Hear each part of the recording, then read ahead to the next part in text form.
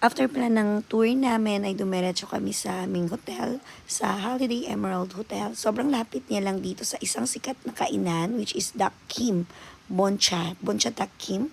So, ito yung in-order namin, buncha. Para kay Eson weird siya kasi barbecue na nilagyan ng sabaw. Para sa akin naman okay siya. So, yan. Dalawa yung in-order namin. Tigisa kami. Sobrang dami ng serving nila talaga as in. Nakalimutan ko yung price nito. Parang sa 70,000 Vietnamese money. So, Vietnam money. Ewan ko kung anong tawag sa kanila.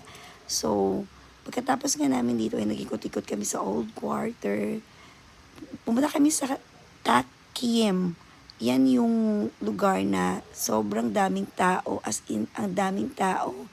May mga naka-underwear lang na sumasayaw ng mga babae.